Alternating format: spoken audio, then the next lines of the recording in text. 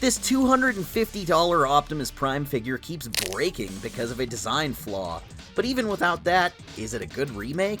Is it worth the price? Let's find out. The often slept-on Transformers anime, Robots in Disguise, from the beginning of the new millennium, featured Optimus Prime and his jealous but ultimately heroic brother Ultra Magnus, combining into a huge new form as Omega Prime. Naturally, this made for some pretty awesome toys, and I remember them both fondly.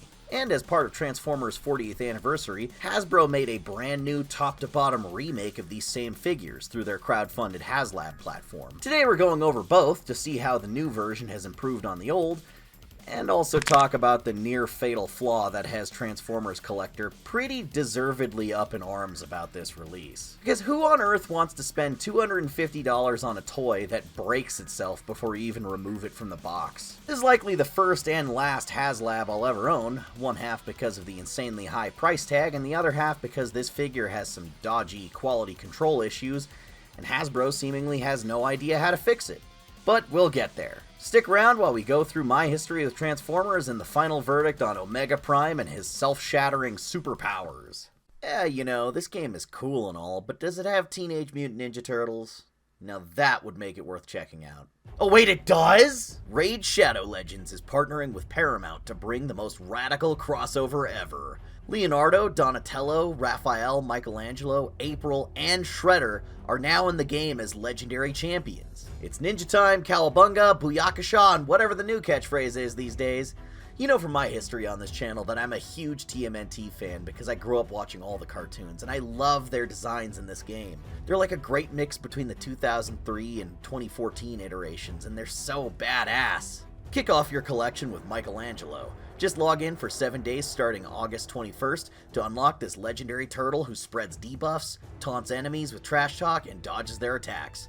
Plus, you can fuse Donatello, a top support who heals allies and reduces cooldowns, summon Leonardo, Raphael, April, and Shredder through limited time events, and challenge Shredder in the event dungeon to earn the exclusive Chronophage gear set.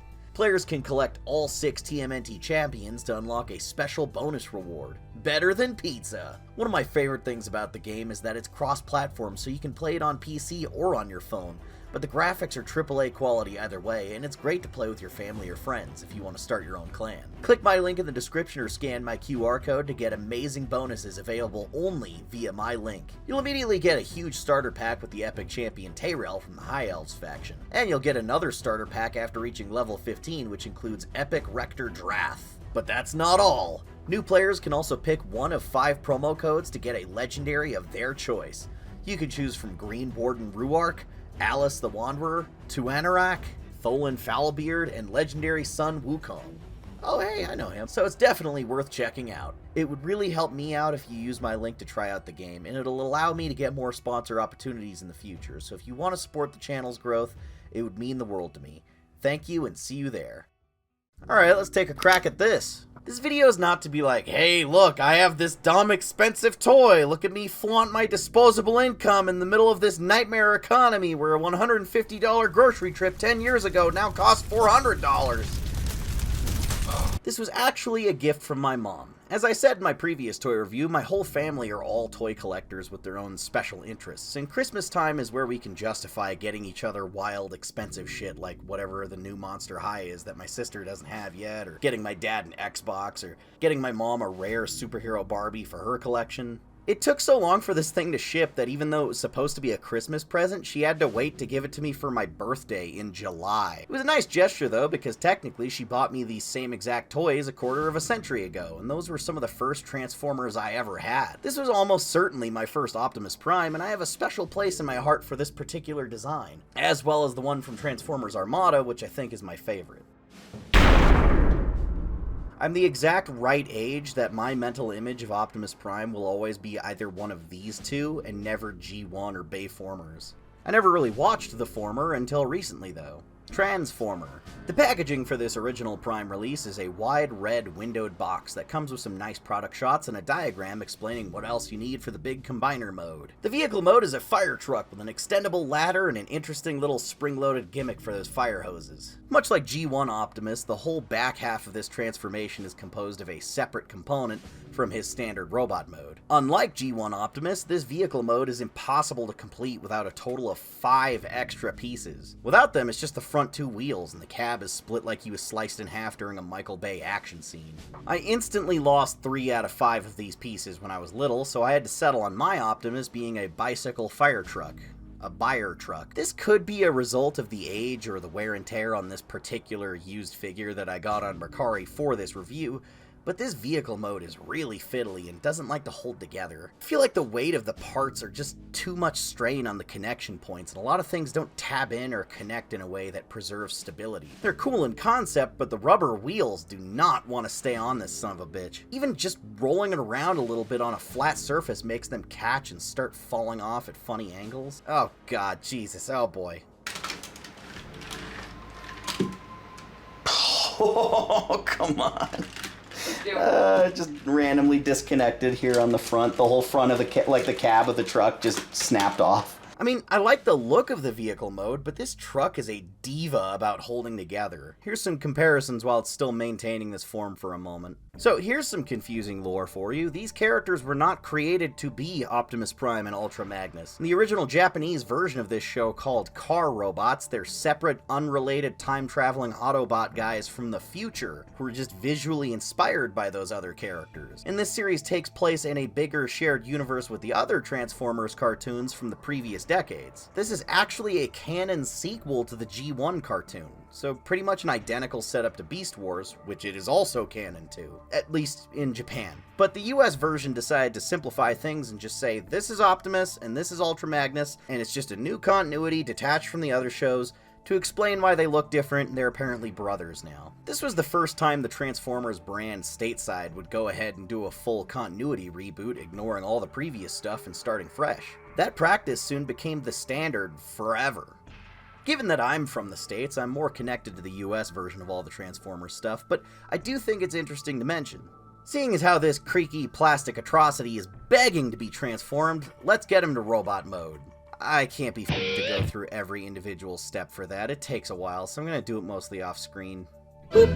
What a man! I always thought his tiny little robot clogs down here reminded me of Homer Simpson's shoes. This is Optimus Prime circa Y2K. These figures have electronic features, but the batteries are probably long dead, so you can just listen to what they say right here. Optimus Prime, maximize! Fire!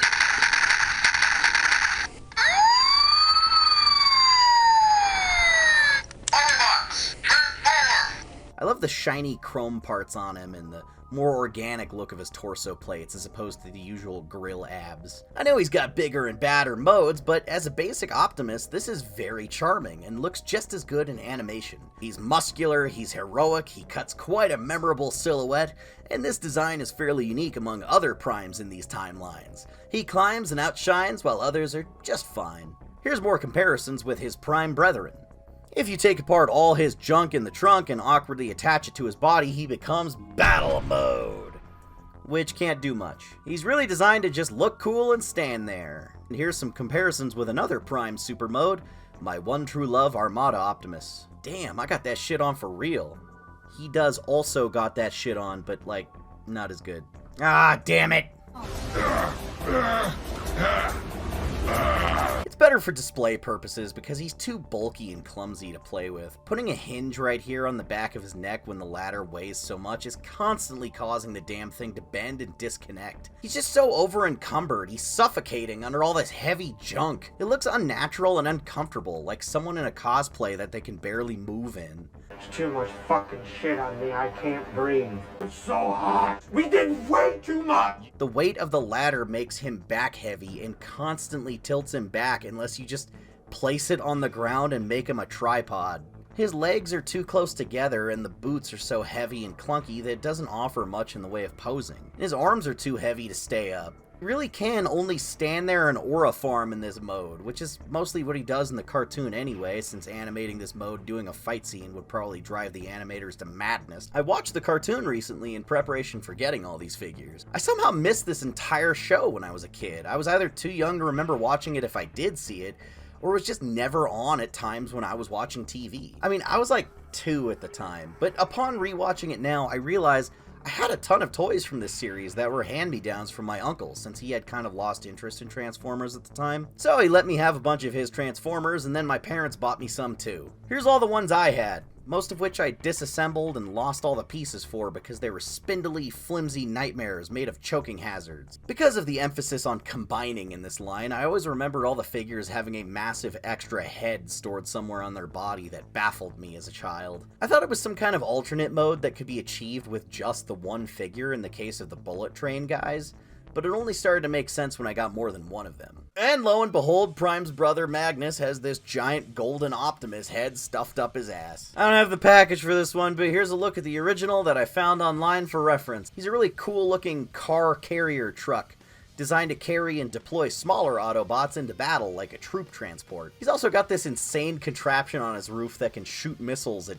decent velocity, most of the time. Oh, you know what I should shoot with it? What? Is that fucking Venom? Ha-ha! Let me flip turn his life upside down real fast. That's certainly robot mode, I guess. He's got that Spike Spiegel leg to torso ratio. Poses are hard to accomplish with these stiff-ass legs and their absurd proportions. The upper half moves okay, but it's a shame he can only really stand there looking pretty. He looks good standing next to Optimus, at least. Don't mind the yellowing, these figures are old, it happens. His thumbs are specially molded so that they can do a Dylan and Dutch handshake to activate their transformation. Kinda.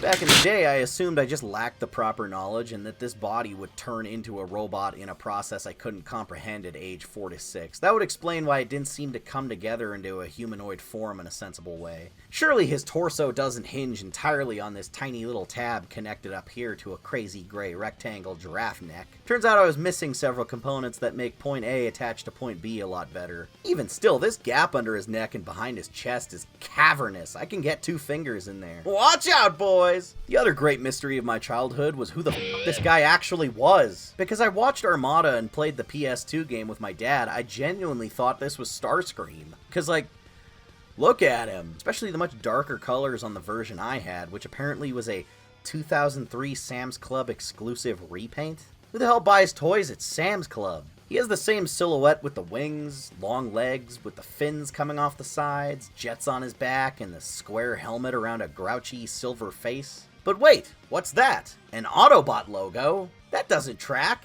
And he turns into a truck, not a jet. And I just came to the conclusion that if it was Starscream, it was a version of him in a show I hadn't seen, and there was a ton of missing context as to why he was an Autobot land vehicle. Alright, time to make these 2 huge dudes into an even huger dude!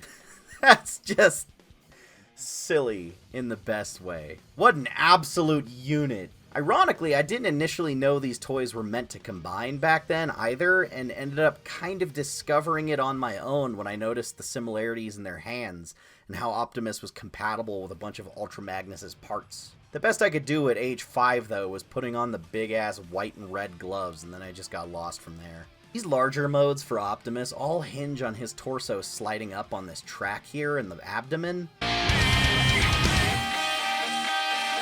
But there's just not really enough supports to keep it up, so it's likely that his chest will slide back down and his head will pop out the top and it'll disconnect all the stuff going on up there. Thankfully, the seller I bought this from included a custom part to hold his waist up more comfortably and increase the stability of all this heavy junk on the torso. He's so back heavy, it's hard to even make him stand up. Holy Jesus. That is crazy. Damn, girl, does your back hurt? In concept, he's cool, but in execution, it looks like he's barely hanging on. This is probably so much more solid 20 years ago, but his legs are too loose to hold all this up now. Plus, I'm not sold on the proportions because his chest juts out so far and his arms sit really low, so it feels like a short guy wearing a costume to look like a taller guy, and it's all resting on his shoulders, and it looks like his arms are coming out of, like, his ribs. The theme of the day is a 20 to 80 ratio of thighs to shins. Using the combined energy of all of Earth's children's collective belief in the power of good's ability to triumph over evil, Omega Prime can summon a giant sword and slice Galvatron's chest in half. The Matrix Blade is a cool accessory, but it only appeared in the series finale. so I can see why they didn't prioritize putting it in either one of the figures' individual packaging. He's got a million guns and lasers between both of them already. In 2000, they offered the sword as a standalone for people who entered some kind of postcard contest. Later releases that packaged both figures together as a gift set did, however, include it, but it's a rare part to find online and I couldn't get my hands on an original one. However, once again, the guy on Mercari that I bought these from actually did make a custom 3D printed sword. Just keep in mind that this isn't official, so don't judge it in comparison too much with the official one by Hasbro, but it's really nice to have one. You may notice it bears a striking resemblance to Fortress Maximus's big-ass Master Sword, but with a longer handle. That's because it is the same sword, but with a longer handle. It's kind of like Fortress Maximus is using his power to teleport his own sword to Omega Prime, but it's still the same size as when he uses it. And he's a transformer the size of a city, so even in their mighty combiner mode, it's huge for these guys. While it's kind of quaint now with the advent of Titan class and how common enormous transformers have become, Omega Prime is still a fun, classic character design from a lighthearted, underappreciated series. But with modern technology, more advanced engineering, and a heftier budget, I'm curious to see how Hasbro can improve on this character, and hopefully they don't crack under the pressure. The packaging is a big windowless box that does have some brand new, incredible character renders on all the sides, and then some shots of the figures on the back. Or maybe some 3D models that are approximations of the figures. I can't even really tell anymore. For those who don't know how the Haslab stuff works, Hasbro has a program where they come up with projects that are so ambitious, huge, and complex that they'd never be able to sell them in retail and still make a reasonable profit. And then, they let consumers crowdfund it instead. That way they can get the money first to justify putting something so massive and expensive into production because their sales are already guaranteed, and then they can just produce them to fill the exact number of orders from backers on the campaign. I think the system is kind of neat because it allows them to experiment with super premium products that the vast majority of toy companies wouldn't really be willing to create because of budget constraints. The issue is that the quality control can suffer if you've only made a few thousand of these and they're made to order. If these were all built with, say, some kind of flaw in them, it would be too late to fix because they only made so many of them and shipped them out already and don't have the resources to make more than were already paid for. Which is why their big Haslab remake of Omega Prime has a big problem. There's a component inside of Optimus's chest that's just slightly too big. It needs to be big enough to create some friction to hold transformations together, but it's too much. It's pushing too hard on the inside of his chest plates and causing stress fractures up the abdomen that are unfortunately not repairable. Hasbro can't seem to replace these parts easily, so everyone who purchased this thing and got theirs with a huge crack in the belly is kinda screwed. Some people's copy of the figure was broken before they even removed it from the box. And it seems like Hasbro started to become aware of the problem and added some kind of lubrication to the inside to help it out, but it cracked anyway, and then the fluid is just seeping through the fracture, and it looks like dried glue even though it's not. Because this figure is this damn expensive, people are reasonably pretty fucking pissed off by it. Thankfully, there is a solution. TF Toy Picks on Twitter made this handy guide on how to repair the issue so the figure transforms correctly and doesn't break itself any worse than it already has by the time you've obtained it. Could do this myself, but my wife has way more patience, smaller hands, and a more delicate touch than I do. Calling Dr. Anna for surgery. Calling Dr. Anna. We're losing him, quickly! The steps require using a small screwdriver to slowly disassemble the entire torso piece by piece. It's recommended to sort the screws by size in multiple bowls so you don't lose them or get them mixed up. The most nerve-wracking part is sliding this metallic pin out of his backpack without breaking it, because that needs to slide back into place later for the transformation to work, and it holds his head on. Once everything is taken apart, you sand off the sides of the offending gray piece here. You can see it already starting to warp the teeth on this track here. Can't sand it down too much because it needs to have some friction to hold his transformation forms together. Okay, that was touch and go for a while there, but now that the surgery has been successfully performed, we put him back together. And he looks quite nice. Unfortunately, we didn't get to mine fast enough to stop the cracks from forming at all, but I'm lucky in that they're very small and hard to notice. I'm just glad they won't be getting worse from here. I can live with this. This is the best of a bad situation. So despite a fatal design flaw that will never be feasibly addressed except by individual consumer intervention, how does he fare compared to the original? This Optimus's hips are wide as hell to accommodate the combinations. I do miss the shiny silver sections, but the chest does look nice with more raised three-dimensional details and transparent plastic on the windows. He's really similar to the original, but with a lot of nice upgrades to the quality and the way he transforms. The biggest changes are to the way the back section is formed during the transformation, so he doesn't have a big weird backpack thing hanging off his ass. His head also flips backwards into the backpack instead of getting crammed down into his chest like a Ninja Turtle and risking pushing out to knock all the alternate heads off. Wow, he's surprisingly a lot taller. 5'10" versus 6 foot. Comparing the two side by side, I gotta say, I love the look and feel of the new version just that much more. I think he's very well designed, and I really like when Hasbro's engineers go back to older figures and try to think up better ways to make them function and match their on-screen counterparts. Although the new versions of these figures actually have extra detailing to make them look higher quality. So the old versions are technically a better likeness to the cartoon, but this just looks better overall. Not too much line detail that it's ridiculous, just emphasizing the mechanical aspects since they're robots. The standard mode is pretty comparable, but where he really shines is battle mode. Holy hot damn, this guy can actually hold together. He's capable of poses! These pieces are really tightly fastened, and he's wide enough to accommodate the bigger modes instead of looking like he's over-encumbered.